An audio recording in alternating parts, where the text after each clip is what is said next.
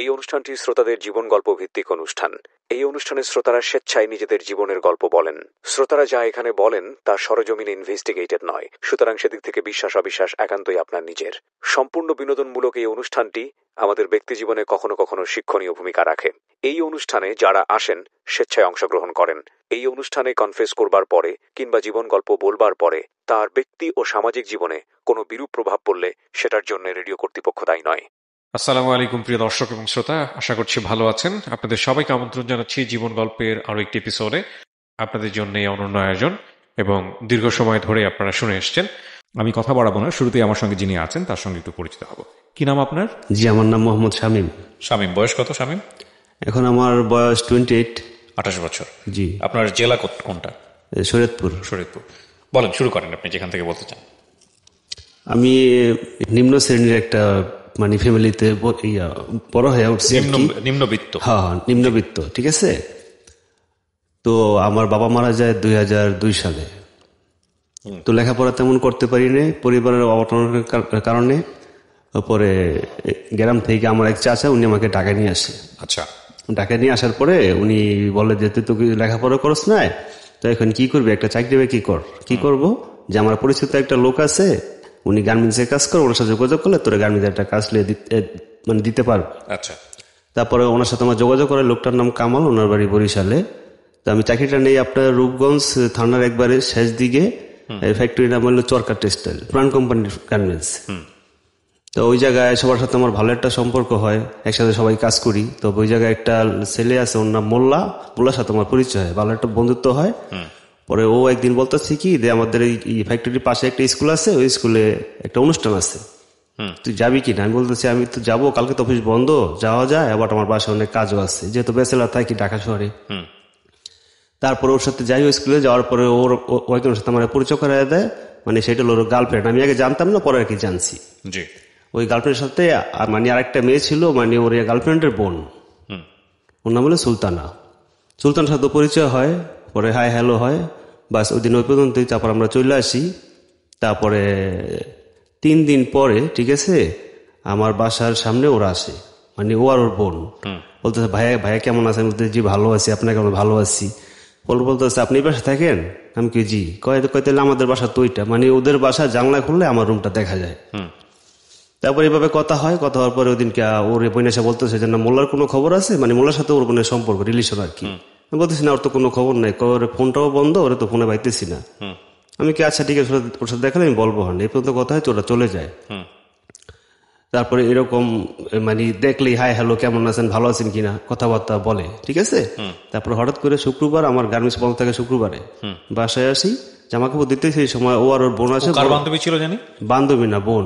ওরা হলো 2 বোন। বড় বোনের সাথে প্রেম করে যে মোল্লার সাথে একটা সম্পর্ক। মোল্লার সাথে আপনার সম্পর্ক ছিল? হ্যাঁ। আচ্ছা। মোল্লা আমার ফ্রেন্ড। ছোট বোনের সাথে কথা বলছেন? ওকে, জি।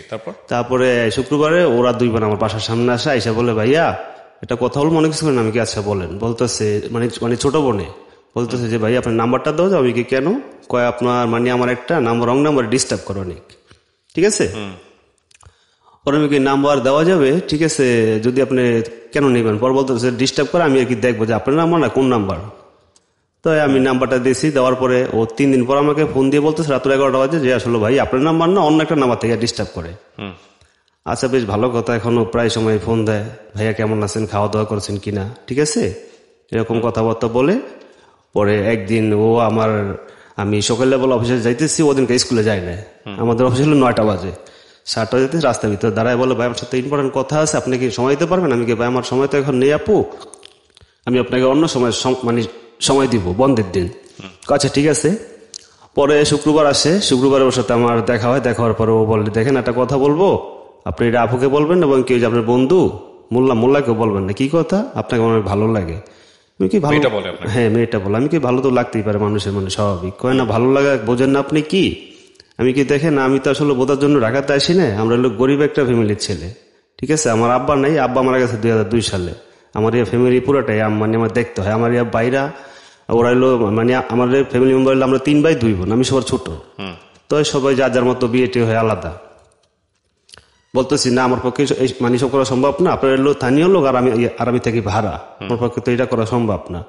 ও বলতেছে কয় দেখেন ভাইবা দেখেন, ঠিক আছে, আমি কি আচ্ছা ভেবে দেখবো। পরে এরকম চলে যায়, ওর সাথে আমার আর যোগাযোগ হয় না প্রায় সপ্তাহখানিক। আপনি যোগাযোগ হয় না এইটাই কারণ মানে ও ওই জায়গা থেকে ওর নানি বাড়ি না কোথায় যেন বেড়াইতে যায়। সপ্তাহখানিক পরে আসে, আইসে আমার ফোন দেয়, আমার আপনি কি ডিসিশন নিলেন? আমি ডিসিশন ওইটাই, আমি ভাই এটা পারবো না, ঠিক আছে? আমি ভাই এই জায়গায় যদি আমি ডিসিশন করি তাইলে আমার এই জায়গায় বাসাও ছাড়তে হবে, চাকরিও ছাড়তে হবে, এলাকা আমি থাকতে পারবো না। আপনাদের এলাকার পোলা পাইন যে আর আমি এগুলা করার জন্য ঢাকাতে আসি না, ঠিক আছে? পরে আমাকে বলে আচ্ছা ঠিক আছে, মানে আমার সাথে আপনার রিলেশন করতে হবে, কিভাবে করতে হবে এটা আমি দেখে নিব। আচ্ছা ঠিক আছে, হুমকি দামকি আর কিভাবে বলে মেয়েটা। এক পর্যায়ে আমার সাথে মোটামুটি ও ফোনে কথাবার্তা বলে, ভালোই বলে, ঠিক আছে? বলার পরে এক পর্যায়ে ও আমার বাসায় চলে আসে। মাঝখানিকে মানে কথাবার্তা হওয়ার মাঝখানি পরে ডাইরেক্ট বাসায় আসে, আইসা বলে যদি আপনি আমাকে ভালো নাই বাসেন তাহলে আমি সুসাইড করব, ঠিক আছে? সম্পূর্ণ দায়ী থাকবেন আপনি, মানে এবং আমি মোবাইলের ভিতরে রেকর্ডিং করে তুলে যাবো। তারপরে যাই হোক, অনেক ইটি করার পরে ওরা বুঝাই কাজ হয় না। তারপরে রিলেশন হওয়ার পরে আমাদের এই বাসার সামনে একটা ক্যারাম বোর্ড ছিল, শুক্রবার আমি আবার যাইতাম বোর্ড খেলতে।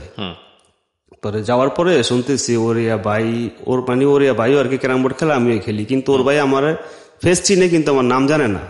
মানে শুনছে জানি কার সাথে মানে ওর বোনের সম্পর্ক। ওর পোলাপানের কাছে কয়ে জানে এই নামের পোলাটা দেখাই দিচ্ছে, পোলাটা কেটা ঠ্যাং ট্যাং ভেঙে দিব। পরে এগুলা জানার পরে আর আমি ওরা মানে শোনার পরে আমি আর ক্যারাম বোর্ড আর যাই না। পরে একদিন ওরিয়া মা আমাকে ডাক দেয় বাসায়। পরে আমি বাসায় যাওয়ার পরে দেখো তোমার বাড়ি কোথায়, এভরিথিং সব জিজ্ঞেস করে বললাম। বলার পরে বলে দেখো আমার তো 2টা মেয়ে, এটা ছোট অনেক আদরের, ঠিক আছে? এখন ও তো সরাসরি আমাকে বলছে তোমার সাথে ওর নাকি সম্পর্ক। আমি কি সম্পর্ক কিছু না আন্টি, ও আমাকে অনেক অ্যাকচুয়ালি ধরতে গেলে ব্ল্যাক পেলেই করছে। ও বলছে মরে যাবো ভালো না বাসলে এটা সেটা, আমি আর কি করবো বলেন, ঠিক আছে? কয় সমস্যা নেই, তোমরা করো, ঠিক আছে, আমি তোমার পাশে আছি। আর দ্বিতীয় কথা, আমার এই মেয়ে একটা মাত্র মেয়ে, আমি আমি আমি আমি মনে করো ফ্যামিলিতে যা বলবো তাই সবাই মানে মাইনে নিব। পরে এরকম হয়, আচ্ছা ওর মাও জানে, পরে ওদের বাসায় যাই, মানে ও আমার বাসায় আসে স্কুলে। আবার ও তখন ক্লাস 8-এ পড়তো। ও মানে প্রায় সময় ছুটি হইলে আমার কাছে এসে আমার সাথে গল্প করে, ঘন্টাখানি সময় কথাবার্তা বলতো। এরকম করার পরে প্রায় 5-6 মাস পরে ওরিয়া ভাই ফুললি ওরা একদিন মারধর করে বাসা ভিতরে। এই ব্যাপারটা নিয়ে মানে যাই না দেয়, ঠিক আছে, ক্লিয়ার হয়ে যায় যে না আমি। তারপরে ওর মারধর করে ও সঙ্গে সঙ্গে বাসা থেকে 5-6টা পোলাপান নিয়ে বের হয় আমার খোঁজার জন্য, মানে আমাদের বাসায় আসবে। হ্যাঁ, পরে ওই মেয়েটা আমাকে ফোন দিয়ে বলে যে ভাইয়া তো বের হয়ে গেছে পোলাপান নিয়ে, আপনারা মারবে, আপনি একটু সাইডে চলে যান। পরে আমি কি করি, ওই এলাকা থেকে অন্য একটা এলাকায় চলে যাই। ওই এলাকা বাট আমার এক কলিগ ছিল নাম মানিক, মানে আমার সাথে একসাথে চাকরি করতো আর কি। ওদের বাসায় যায়, দেয় দিই মানিক বাসায় নেই, মানিকের বউ খাওয়া দাওয়া করতেছে। তারপরে যেহেতু মানিক কোথায় তো বেড়ে গেছে কোথায় জন্য, এখন আমি কি করি অচিনা একটা এলাকায়, ঠিক আছে। তারপরে ওই জায়গা থেকে অনেক দূর দৌড়ায় আরেকজনের বাড়িতে গেলাম। ওই যে মুরব্বীর সাথে মানে চায়ের দোকানে পরিচয়, ঠিক আছে, ওনার সাথে ভালো একটা সম্পর্ক। উনি বললাম, উনি আবার মোটামুটি গ্রামের বাড়ি মানে নামি দেবেন একটা লোক আর কি। উনি বললো ঠিক আছে কি করবো চল তাইলে আমরা যাই। পরে এর ভিতরেই পোলাপান আয় পড়ছে 20-30টা আয়া মনে করেন মুরব্বী বাড়ি ঘেরাও এবং কি আমার হারা দূর করে এক ক্লাবের ভিতর নিয়ে যাবো। পরে মুরব্বী বলতেছে না ক্লাবে নিলে ও আইসে আমার কাছে, ঠিক আছে, যা হওয়ার বুঝবো আমি, ঠিক আছে। পরে এসে আমার নিয়ে ওরা ক্লাবে গেছে। পরে এসে মনে করেন ওরা সবাই ওই ক্লাবে যারা ছিল সবাই বিচার আচার করলো। বিচার আচার করার পরে বললো ঠিক আছে, ও বিচার আচার করছে। পরে মেয়েটা ডাকছে, মেয়েটা বলতেছে যে না হ্যার গায়ে যদি কেউ একটা টোক্কা দেয় তাহলে আমি ডাইরেক্ট মানে সুসাইড করে মরে যাবো, এই জন্য দায়ী থাকবে আমার বাপ মা, ঠিক আছে। আবার ওর মানে ওর যে ভাই একটা মাত্র ভাই, তো ও মানে সবসময় মারামারির আগে থাকে, গ্যাঞ্জামের আগে থাকে, ভয়ঙ্কর। যাই হোক, ওরা সব জায়গা থেকে আমার বললো যে ঠিক আছে তুমি একটা কাজ করো, ঠিক আছে, আমাদের মেয়ে তো ছোট, ও তো মনে করো বোঝে না, তুমি তো বোঝো, ঠিক আছে, তুমি একটু সাইড হয়ে যাও, ঠিক আছে, আলাদা একটা জায়গায় রুম দেখো। আচ্ছা ঠিক আছে, কি করবো, তাহলে এলাকা নন এলাকায় রুম দেখো, যখন চাকরি করবা তাহলে রুম একটু দূরে দেখো। পরে আমি রুমটা চেঞ্জ করলাম। রুমটা চেঞ্জ করার পরে মেয়ের সাথে আমার কন্টিনিউ মানে এক মাসের মতো আর মনে করেন যোগাযোগ নেই। তারপরে হঠাৎ করে একদিন ও আর ওর স্কুলে একটা মেয়ে বান্ধবীরে নিয়ে আসছে আমার বাসায় সরাসরি। কিভাবে হয়েছে আমি জানি না, বাসায় নিয়ে আসছে, আমি লাঞ্চে খাইতে আসছি, ও স্কুলে যায় না, বাসায় আসছে। এসে বলতেছে তোমার অনেক খোঁজা খুঁজছি, আমার অনেক মাইর করেছে আমার ভাই, ঠিক আছে, তুমি কিন্তু যত যাও তুমি কিন্তু আমার হাত ছাড়বা না। আমি বলতেছি দেখো আসলে তোমার যে বস আমার যে বস, এই বস আসলে এটা কেউ এটা মাইনে নেবা। আর দ্বিতীয় কথা হইলো আমি এই জায়গায় এসে তোমার প্রথম বলছি যে আমার ফ্যামিলি হলো একবার নর্মাল গরিব, ঠিক আছে, আমার হলো বাসা, আমার টাকা টাকা বাড়িতে নিজেরও চলতে হয়, ঠিক আছে, আমি এটা কিভাবে কি করব। উনি বলতেছে তো বুঝি না, ঠিক আছে, তোমার আমি ভালোবাসো, ঠিক আছে, তোমার আমি না পাইলে একবারে মনে করো মরে যাবো গা, মানে এইসব কথাবার্তা বলে। যাই হোক, বুঝে শুনে ওদিনকে পাড়াই। এখন মনে করেন আমি আস্তে আস্তে ওর প্রতি দুর্বল হতে শুরু করি। এক সময় পুরোপুরি দুর্বল হয়ে যায়, আমি ওরে প্রচন্ড পরিমাণে ভালোবাসা ফেলি। তারপরে এই ঘটনা আবার ওর ভাই জানে, আবার যাই না, মনে করেন ওর ভাই আমার বাসায় এসে আমার মাইদুরি করে। মাইদুরি করার পরে আমি মনে করেন ক্লাবে বিচার দিই, পরে সে ক্লাবে আবার সে বিচার হয়, বিচারে আমার ডাইকা নেয়, সবাই থাকে। থাকার পরে এরা মানে ওর সাথে রিলেশন এখন মনে করেন প্রায় 27 মাস হয়ে গেছে। সবাই জানা জানি? হ্যাঁ, জানা জানি, 27 মাস রিলেশন কন্টিনিউ হয়ে গেছে। বলতেছে যে তোমাকে আমি 1 মাস সময় দিলাম, 1 মাসের ভিতরে এলাকা সাইডে তুমি চলে যাইবা, ঠিক আছে, কিভাবে যাইবা আমি জানি না, ঠিক আছে। বড় বলতেছি দেখেন আমি যাবো, আমার তো রুম ভাড়া বাকি আছে, তারপরে সামনে মাসে বেতনও পাবো, বেতন না ওটা আমি কিভাবে যাবো, আমি জানি না। আচ্ছা, সময় দিচ্ছে আমার 1 মাস, সামনে মাসের 1 তারিখ আমি চলে যাবো। আচ্ছা, ঠিক আছে। এখন মেয়ের সাথে আমার ভালো একটা রিলেশন চলতে, মাঝে মাঝে কথা হয়, মানে কথা হয় কি, মানে মেয়ের যে ফোন ছিল ফোনটা নিয়ে ওর ভাই ই করছে, ভাঙিয়ে ফেলাইছে, অন্য একটা ফোন দেয়, মানে ওর চাস্তো বোনের ফোন দেয়া। পরে 1 মাসের পূর্ণ হইতে 1 দিন বাকি আছে। ওদিনকে ছিল শুক্রবার, আমার অফিসও বন্ধ, মেয়ের স্কুলও বন্ধ। মেয়ে আমার বাসায় আসে বিকাল 5টা বাজে, 7টা পর্যন্ত আমার রুমে থাকে, আমার সাথে কথাবার্তা বলে। বলার পর ও বলতেছে যে এই মুহূর্তে তুমি আমার নিয়ে চলে যাবা, কিভাবে যাইবা আমি জানি না। আমার কাছে তখন টাকা অনেক 105 টাকা ছিল। বলতেছি তোমাকে আমি নিয়ে কিভাবে যাবো বলো, আমার কাছে এরকম অ্যাবিলিটি নেই, আর আমি তোমার এক জায়গায় নিয়ে আমি কই রাখবো, তুমি একটা মেয়ে মানুষ, ঠিক আছে, আর আমি একটা ব্যাচেলার পোলা। না, অনেক পায়টায় দৈরা ইটি কইরা আচ্ছা ঠিক আছে ম্যানেজ করলাম। তখন আমার সাথে ছিল 105 টাকা, আর ছিল যাইলে 2টা ফোন ছিল, একটা টাচ ফোন আর একটা নোকিয়া বাটন ফোন। তখন রাত্র প্রায় 8টা বাজে, তখন অনেক প্রচন্ড পরিমাণে শীত ভাই। তখন ওরা নিয়ে বের হইলাম। বের হওয়ার পরে ওরে কি করলাম, ও তো মেয়ে মানুষ, বের হলে তো মানুষের চিন্তা ফেলাইব। আমার একটা সোয়েটার ছিল, এটা ওরা পরাইলাম, আর আমার একটা কেস ছিল, কেসটা ওরা পরাইলাম। পরে ওরা এই করছি, মাথাটা টুপি দেওয়া ভালো করে বাইদা, ঠিক আছে, কাপড় দিয়া পরে নিয়ে বাড়ির পিছন দিয়ে বেরোইছি। পিছন দিয়ে বেরোয় কতখানি হাইটে গেছি, গ্রাম সাহিত্য জায়গায় মানে ইরি ক্ষেত বলে যেটাকে আর কি, ইরি ক্ষেত দিয়ে হাইটে গেছি। যাওয়ার পরে যে মেইন রাস্তা উঠছি, ওঠার পরে মোটামুটি আপনি 2 কিলোর মতো হাইটে গেছি। আমার হিসাব হইলো আমি যাবো কোথায়, মানে ওই জায়গায় নদী আছে, শীতলক্ষা নদী, নারায়ণগঞ্জে। ওই নদীটা পেরোইলে ওই যে বললাম মানিক যার বাসায় দৌড়াই গেছিলাম, ওই মানিকের শ্বশুরবাড়ি ওই জায়গায়, মানিকের সাথে আমি একদিন দিনের বেলায় গেছিলাম। তা আমার হিসাব বললে এই বাসায় যাই আমি উঠবো, রাত্রে ওর নিয়ে থাকবো, সকাল আমরা ওই জায়গা থেকে বের হয়ে যাবো। পরে উদ্দেশ্যে রওনা দিছি। যাওয়ার পরে 2 কিলোমিটার যাওয়ার পরে 4-5টা পোলাপাইন আটকাইছে অন্য একটা এলাকায়। আচ্ছা, যে তোরাইতে আপনারা কই থেকে আসলেন, মেয়ে নিয়ে, কে আপনি, ঠিক আছে। পরে ওর ঠিকানা বললো যে আমার বাড়ি তো ওই এলাকায়, ওই এলাকার নাম হইলো কলিঙ্গা, রূপগঞ্জের শেষে, মানে পথে নারায়ণগঞ্জের। পরে আমারও বললো, আমি বলছি হ্যাঁ আমার বাড়ি ওই জায়গায়। পরে ওই জায়গায় যে নেতার নাম বললো যে না, নেতা ওর চাচা লাগে, আওয়ামী লীগের ভালো একটা মোটামুটি একটা পদে আছে। পরে পোলাপাইনে কয় না তোমার আমরা ছাড়তাম না, ঠিক আছে। এর ভিতরে একটা মুরব্বী আসছে, টুপি পরা, বড় বড় দাড়ি, লাইট নিয়ে আসছে, আইসা বলতেছি কি হয়েছে। পরে আমরা বললাম কাকা এই অবস্থা। পরে ও একটা মিথ্যা কথা বললো যে কাকা আমি তো আসছিলাম এলাকায় আমার বান্ধবীর বাড়ি, ওর কাছে আসছিলাম একটা নোট নেওয়ার জন্য, ঠিক আছে, উনি আমার ভাইয়া লাগে, এখন ওরা তোমার আটকাইছে। পরে পোলাপাইন উনি অনেক কথাবার্তা বললে তারাই দিছে।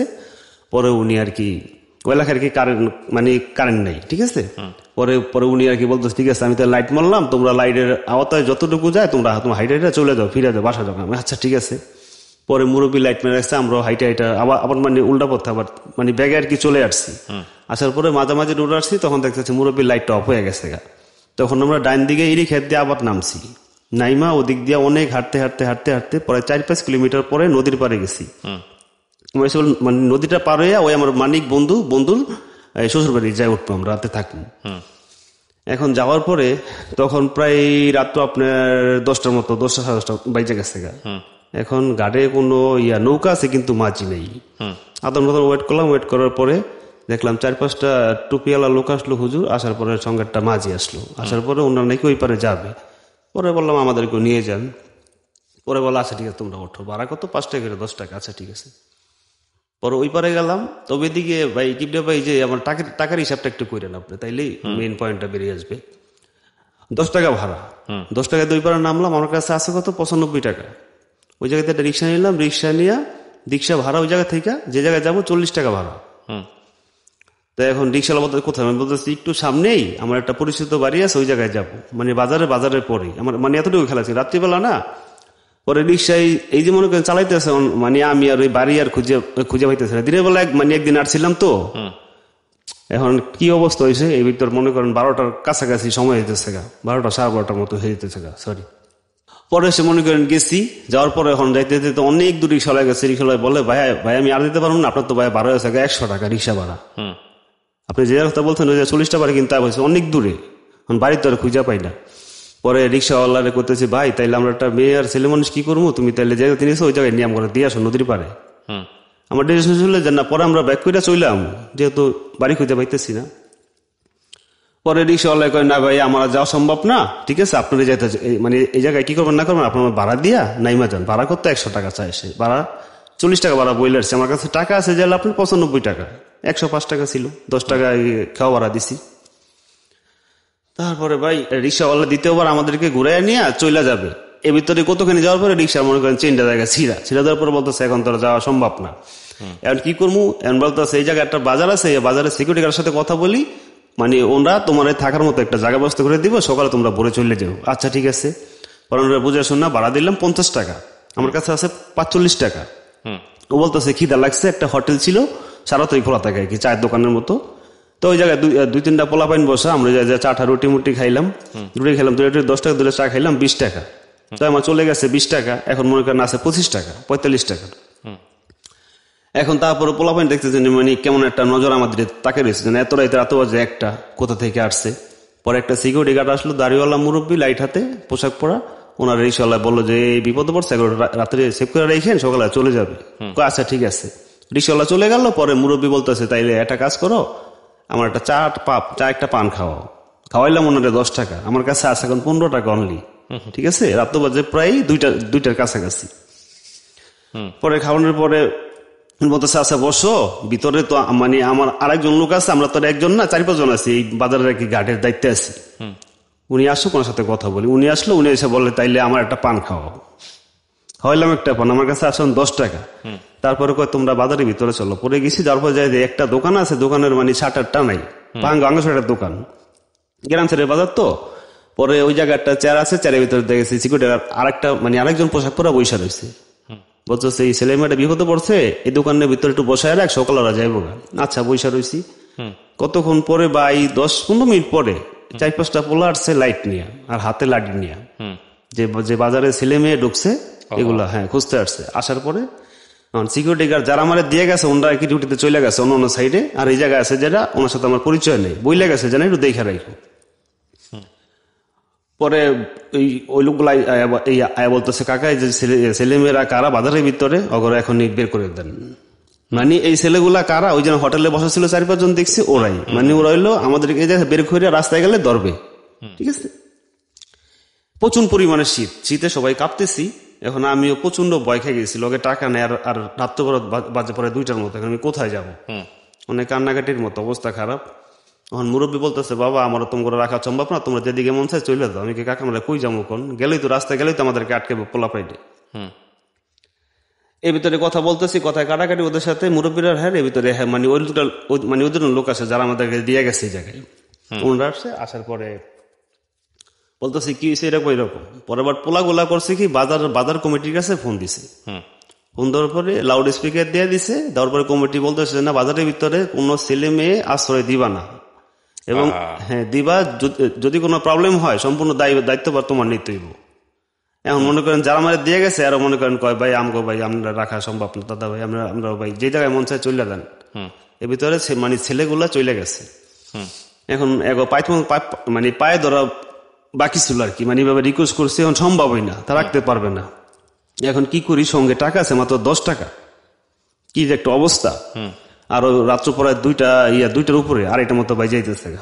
এই ভিতরে মনে করেন এর সাথে করতেছেন, ওনারা বলতেছে যে একটা কাজ করতে পারি তোমার ঘরে, এই মানে নদীর ওই পারে দিয়ে আসি, ওই পারে আমার সিকিউরিটি গার্ড পরিচিত আছে, হ্যাঁ আমি বলে দেবো, এবং কি আমার ইয়ার নাম ডালে মোবাইল নাম্বার দিয়ে দেবো, তুমি ফোন দিয়ে কইবা, তাইলে এই তোমার সেভ করে ওই পারে রাখবা। আচ্ছা ঠিক আছে। পরে ওনরা আমাদের সামনে মানে কতখানি সামনে আগে নিয়ে আসলো। আসার পরে মানে আপনার অনেক অনেক কুয়াশা কলই ক্ষেত বলে গ্রাম দেশে আর কি। ওই পাশে একটা ছিল ইটের বাটা, তো ইটের বাটা থেকে কালো করলে একটা মোটা লোক বের হয়ে আসলো, ওনার বাড়ি রংপুরে। পরে ওই লোকটা বললো কি হয়েছে কাকা, কয় এই ঘটনার বিপদ অবস্থা করে তো ওই পারে দিতে হবে, দিতে হবে, এত রাইতে তো আপনি খাওয়া পাইতেন না, সবাই তো ঘুমায় রয়েছে। পরে ওই লোকটা আর সিকিউরিটি গার্ড 2 জন আর আমরা 2 জন, এগুলো মোটমাট 5 জনে রওনা করলাম। কোথায়? ওই জায়গায় একটা এলাকা আছে হিন্দু পাড়া, মানে ওরা কি সবাই এগুলি কাজ করে, পারাপার করে। এখন সবার বাসায় গিয়েছি, যায় দেখি কেউ মনে করেন নাকটানে ঘুমাইতেছে, ডাক দিলে ওঠে না, কেউ পারবে না পার করতে এত রাত্রে।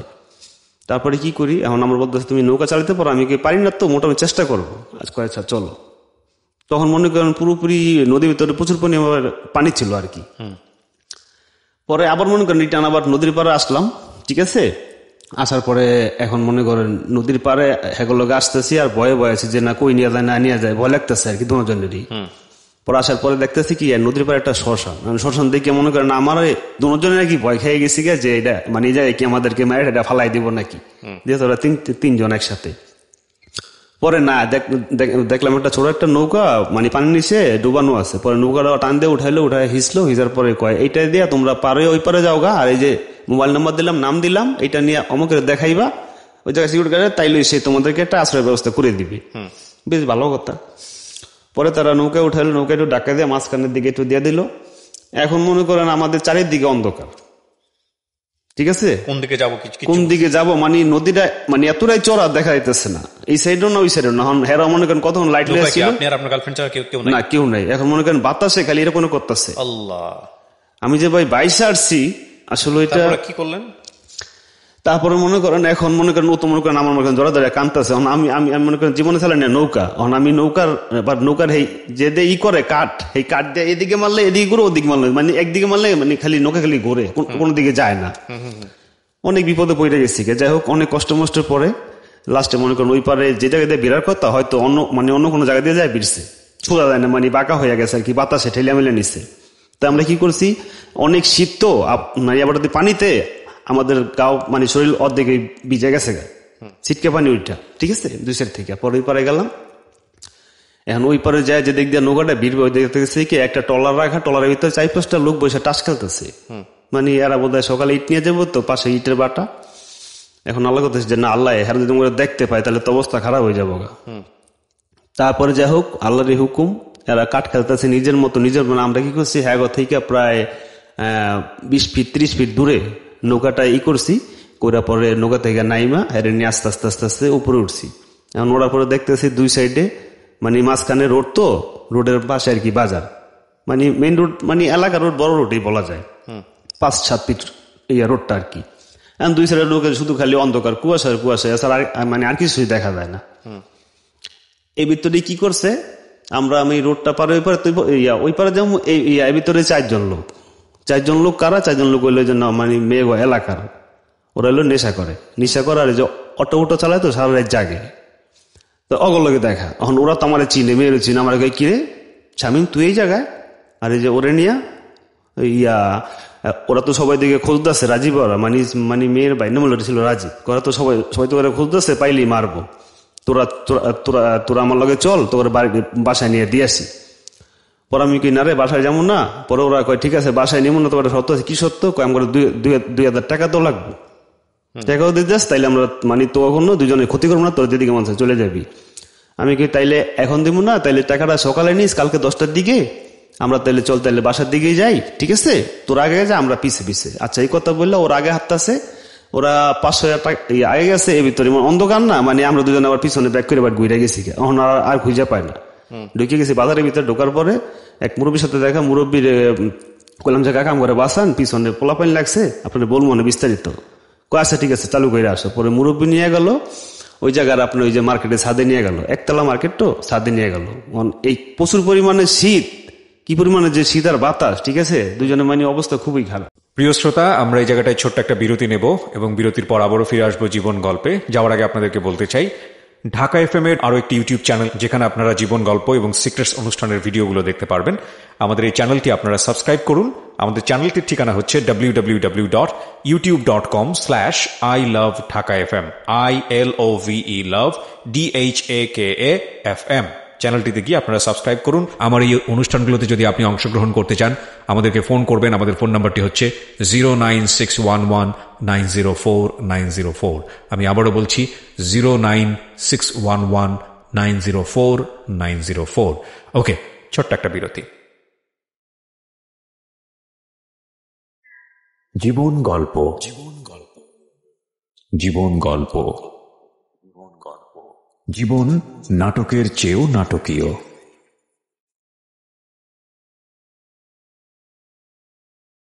জীবন গল্প, জীবন গল্প, জীবন নাটকের চেয়েও নাটকীয়। Welcome back once again. প্রিয় শ্রোতা, আপনারা শুনছেন জীবন গল্প। আমি আরজে কিবরিয়া আপনার সঙ্গে রয়েছি। আমার এই অনুষ্ঠানগুলোতে যদি আপনি অংশগ্রহণ করতে চান আমাদেরকে ফোন করবেন। আমাদের ফোন নাম্বারটি হচ্ছে 09611904904। আমি আবারও বলছি 09611904904। ওকে, আমরা যেখানটায় ছিলাম তারপর তাদের নিয়ে যাওয়ার পরে সাদে কতরি পাইপ ছিল, ওই জন্য আপনার আরিফেল কোম্পানি মোটা মোটা পাইপগুলো বলতেছে এই জায়গায় বসে দেখি পাইপগুলো সব মানে শিশিরে ভিজা রয়েছে। তো দুইজনে বইছে না, বই আমার পিছলে ওই জায়গা থেকে গেছি পইরা মোটামুটি ভালো ব্যথা পাইছে। আর আবার শীতের দিন পরে মুরব্বীকে তোমরা বসো, আমি তোমার নিচ থেকে কিছু একটা নিয়ে আসছি। পরে মুরব্বী নিচ থেকে যায় দুইটা সালাই নিয়ে আসছে। ঠিক আছে, সালাই নিয়ে বলতেছে যে ঠিক আছে এটার ভিতরে বসো, সকালে ফজর আজানের সাথে সাথে তোমরা এই জায়গা থেকে বের হয়ে যাও। আচ্ছা ঠিক আছে, বসলাম। বসার পরে সালা দিয়ে আসার পরে 10-15 মিনিট পর আবার দেখি মুরব্বী একটা সিকিউরিটি গার্ডের একটা সোয়েটার আছে না, ওইটা কি নিয়ে আসছে। আমাকে বলে বাবা তুমি এটা গায়ে দাও, মেয়ে তো একটা কিছু পড়ছে, তোমার তো কোনো কিছু পরা নেই, পাতলা একটা শার্ট পরা। পরে এটা পড়লাম, পড়ার পরে মুরব্বী বলতেছে যে ঠিক আছে আমি তাহলে নিচে আসি, দেখি পোলাপান গুলা কোথায় গেছে। এখন উপরে থেকে শুনতেছি নিচে অনেক চিল্লা ফাল্লা হইতেছে যে ওরা গেল কই। মানে বাজারে সিকিউরিটি গার্ড সবগুলা এক জায়গায় হয়ে গেছে। কিন্তু মুরব্বীর আলায় বাঁচায় রাখুক, ভালো রাখো, কিন্তু মুরব্বী আমাদেরকে হেল্প করছে। মুরব্বী কাউরে বলে নাই যে না পোলাপাইন্ডি আমার কাছে আছে, বলে তো ঝামেলা হইতে পারতো। তারপরে বৈশা রয়েছি সারা রাত্র, মনে করেন বৈশা রয়েছি, একবার অবস্থা খুবই খারাপ। বসে থাকার পরে ফদর আনি দিচ্ছে, এর ভিতরে মনে করেন আমরা ওই জায়গা থেকে আস্তে করে নামছি, আমি মনে করেন মেইন রোডে আসছি। আসার পরে একটা নিছি, আপনার সিএনজি নিছি। সিএনজি কারণ আমার কাছে তো টাকা নেই, আমার কাছে টাকা আছে 10 টাকা, কি করবো? তখন সিএনজি একটা লইছি, যে দিকে গেলে একটা ব্যবস্থা করবো। তারপর আমি ওই জায়গা থেকে চলে আসলাম গাউসিয়া, একটা জায়গা আছে গাউসিয়াতে, ওই নারায়ণগঞ্জ থেকে রূপগঞ্জ থেকে আসার পরে সিএনজি বাড়ানে সিএনজি করলাম, ভাই বাড়ানে আমার কাছে তো ফোন আছে, ফোনটা বিক্রি করতে পারলে আপনার টাকাটা হয়ে যাবে। পরে বলতেছে ফোন কোনটা? আমি কি বাটন ফোনটা কিনছিলাম 1400 টাকা দিয়ে। উনি বলতেছে 400 টাকা হইলে আমার দিতে পারেন, ওনার দিয়ে বাড়া হইলো 200 টাকা। কি করবো, বাধ্যতামূলক কোনো সাথে অনেক কি করলাম না, উনি বাড়াই দিবেন 400 টাকায়, ফোনটা ওখানে দিলাম। পরে 200 টাকা বাড়া দিলাম, আর আমাদের কাছে আছে 210 টাকা। ওই যে নাস্তা করলাম, নাস্তা করার পরে ওরে নিয়ে ডাইরেক্ট চলে গেলাম আমার দুঃসম্পর্কের আন্টি আছে নারায়ণগঞ্জ ডিস্ট্রিক্ট থাকে, ওনার কাছে। ওনার বাসায় চলে গেলাম। যাওয়ার পর আন্টি বলতেছে এটা কার মেয়ে, কি কোন জায়গা থেকে নিয়ে এসছো, ঠিক আছে এই অবস্থাকে। পরে ওনার ডিটেলস বললাম, বলার পরে বলে আচ্ছা ঠিক আছে তোরা থাক, তোদেরকে নাস্তা নুস্তা করাই। নাস্তা নুস্তা করাইলো, পরে থাকলাম। থাকার পরে এখন ও তো মনে করেন থাকে যে আন্টিকে রুমে, আমি থাকি আলাদা রুমে। ওই জায়গায় আবার ব্যাচেলার রুম আছে পাশে, ওই রুমে থাকি। এখন মনে করেন তারপরে করেননি আপনারা? না। ওকে। পরে এসে মনে করেন এখন ও তো মনে করেন বয়স কম, ও মনে করেন আবার দূর থেকে আসছে অচিন একটা মেয়ে। বয়স কত কার? ওর গার্লফ্রেন্ড? ওর বয়স 16 হবে। 16 প্লাস হবে আর কি। এখন ও আন্টির বলতেছে যে না দেখেন খালাম্মা, আমি হেঁটাতে থাকবো রাত্রে, আমার একা থাকতে ভয় করে। এখন আমরা কই না, এটা তো আর পসিবল না, সম্ভব না, আমাদের বিয়ে হয় না, তাছাড়া তুমি একটা মানে তো সমাজ একটা কেমন না খারাপ দেখায় না। পরে উনি বুঝে শুনে আনির সাথে পরে রাখছি। পরে আমরা একটা না 3 দিন ছিলাম। এই ভিতরে ওর মায় আমাকে কন্টিনিউ ফোন দেয়, ফোন দিয়ে ওর মায় তো জানতে পারছে যে আমার সাথে কার সাথে আসবে, পালাই আমার সাথে আসছে। আমি বলেছি আন্টি আমার সাথে আসছে, সমস্যা নাই। পরে ওর মা অনেক বুঝাইলো আমার যে বাবা আমার তো ছোট মেয়ে, আমি তো বলছি তোমার কাছে বিয়ে দিব, রাজীব কি করছে না চলে দেখে লাভ নেই, তুমি ওটা দিয়ে যাও। পরে আমি চিন্তা করলাম ঠিক আছে এখন কি করা যায়। এখন ও দেখি কান্দাকাটি করে ওর মার জন্য।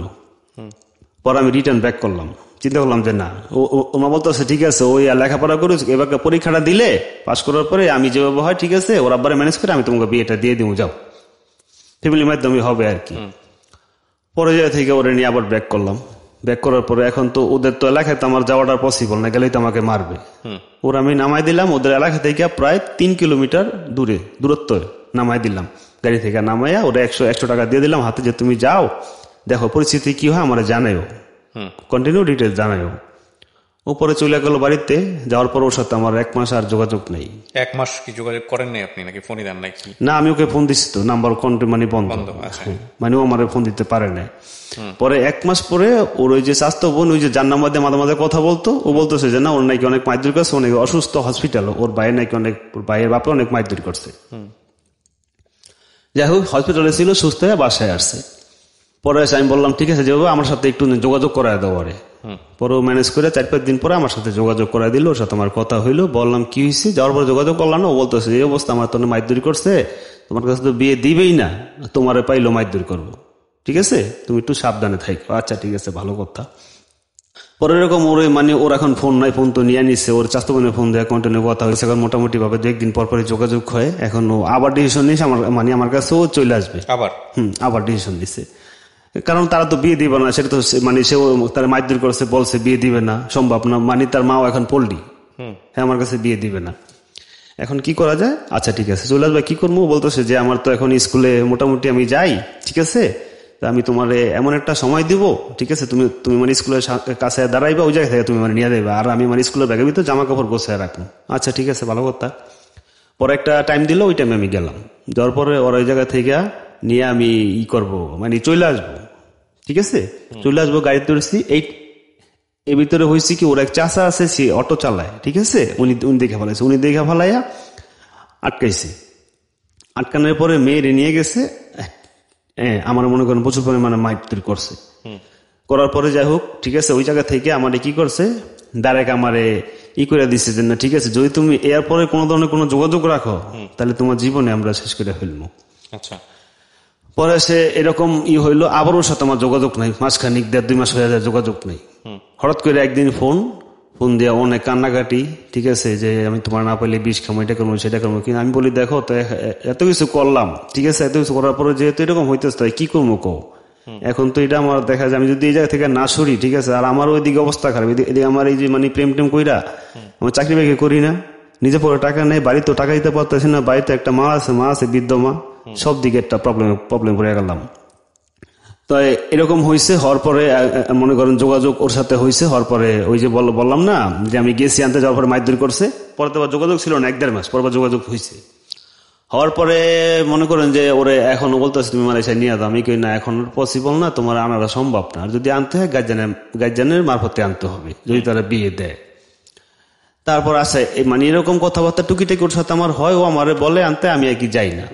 তো হঠাৎ কইরা 1-2 মাস পরে ওর সাথে আমার যোগাযোগ নেই, মানে আমি এখন পুরোপুরি ভেঙে পড়েছি, মানে ওর সাথে আমার ভাল লাগে না, ভাত খেতে পারি না, কিছু করতে পারি না।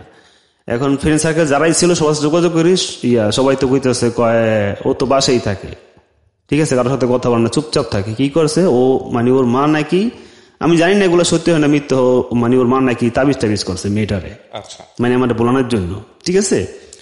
সবাই বলতেছে যে না তোর সাথে যে সম্পর্ক দেখছি আমরা, মানে এই কথা তো মেয়ে তো তোর বলার কোনো সম্ভব হয় না, আমিও জানি, কারণ বলাটা পসিবল না। ও আমার প্রচন্ড পরিমাণে লাভ করতো, ভালোবাসতো আর কি।